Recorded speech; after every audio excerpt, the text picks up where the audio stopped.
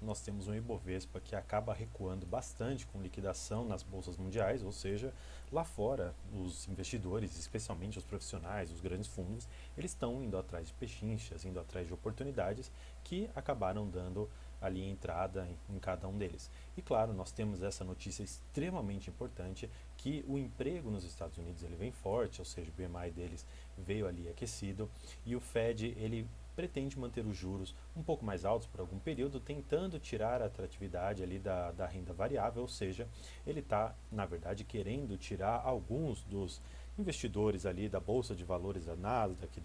enfim, das bolsas que eles têm lá, tirar um pouquinho de lá e trazer para a renda variável para que eles consigam tirar um pouco daquele mundo de dinheiro que eles colocaram na época ali da pandemia, que eles colocaram vários trilhões de dólares ali, eles estão tentando recuperar isso e trazer para dentro ali dos seus cofres e tirar esse dinheiro de circulação, fazendo consequentemente que a inflação ela acabe abaixando um pouco e isso, claro, tem trazido algumas pessoas para dentro da bolsa de valores e tirando algumas. Claro, os mais experientes acabam ficando porque eles veem ali a oportunidade de entrada em diversos ativos extremamente interessantes. E claro, no nosso dia, aqui atingimos um dólar de 5,42, então logicamente quando nós temos um Estados Unidos, que é uma das potências mundiais, trazendo assim atratividade para sua renda fixa, é muito mais interessante que a gente coloque o dinheiro ali numa renda com uma moeda forte do que colocar, por exemplo, em algum outro lugar. Imagina você colocar o seu dinheiro na Venezuela, que lá tem uma taxa de juros de pode alcançar talvez até 100%, só que é uma moeda extremamente fraca. Então, que adianta você ganhar na questão dos juros que você tem ali na renda fixa deles, no entanto a moeda se desvalorizar dia após dia e o seu poder de compra acabar inclusive sendo corrompido. E nós temos uma notícia também que é extremamente preocupante para nós, que é o banimento dos metais russos, porque nós sabemos que está tendo uma guerra ali na Ucrânia e na Rússia e como forma de uma sanção econômica os países que importam metais lá das empresas russas, das mineradoras russas, estão imaginando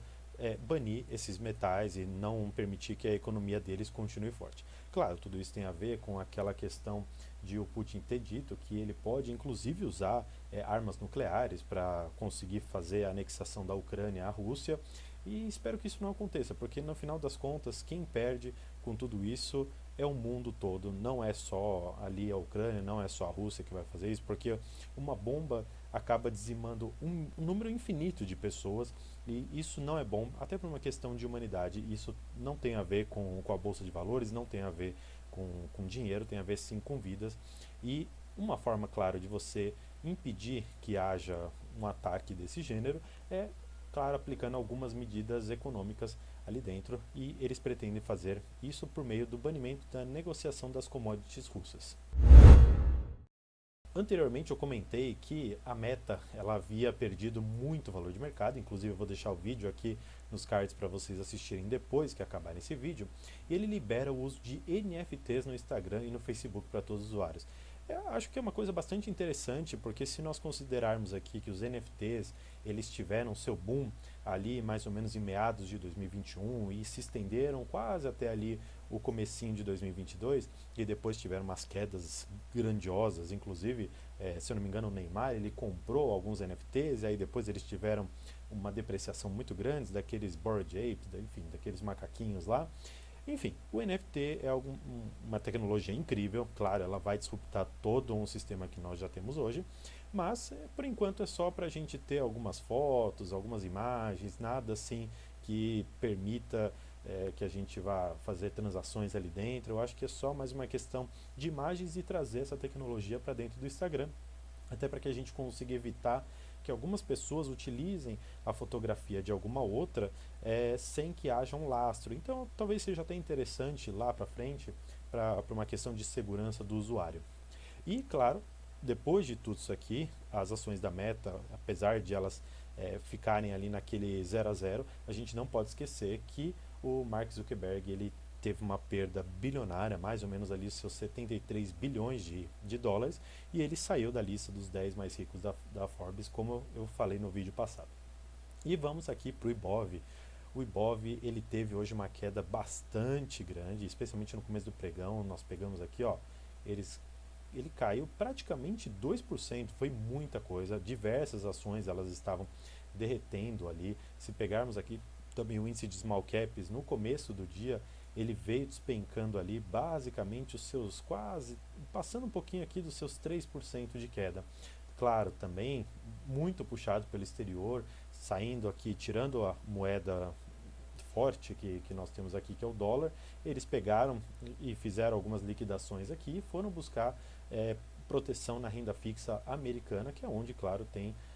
um potencial de transformar ali os juros e toda uma proteção muito maior do que aqui no Brasil. E uma das ações que mais me surpreendeu do dia foi a Sul América, porque ela teve uma queda aqui praticamente de 8%. Depois o papel veio se recuperando, sim, mas imagina, especialmente para quem faz day trade, conseguir pegar aqui mais ou menos nos R$ 7 e conseguir uma valorização aqui de quase 5%. Então, assim, imagina, para quem tem essas operações intraday, né, consegue é, trabalhar com essa forma de operação do day trade, só numa única operação conseguir aqui seus 5%, ou quem sabe conseguir alguma coisa até maior que isso, conseguir quase 7%, se conseguiu vender ali num patamar interessante de preços. As ações aqui de petróleo, basicamente, elas estão se mantendo no 0 a 0. A Petrobras ela tá firme e a Itaúsa, que é uma das ações queridinhas, é muito interessante. Nós percebemos como em cenários de queda, como o de hoje, ações resilientes elas acabam se mantendo firme. E como vocês podem ver, Magalu e Via Varejo ambas tiveram aqui uma queda muito grande, basicamente Via Varejo quase chegando aos seus 7% de queda hoje. Então, nós temos basicamente que pensar, temos um portfólio que permita esse tipo de variação sem que a gente saia da bolsa. Então,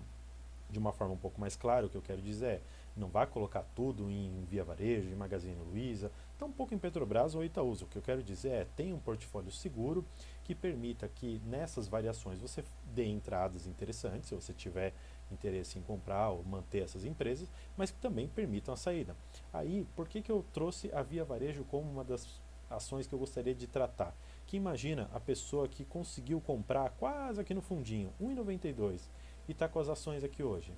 com quase 80% de valorização.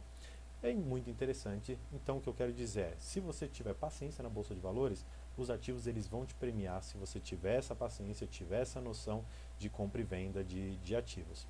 E se você gostou dessas notícias da bolsa,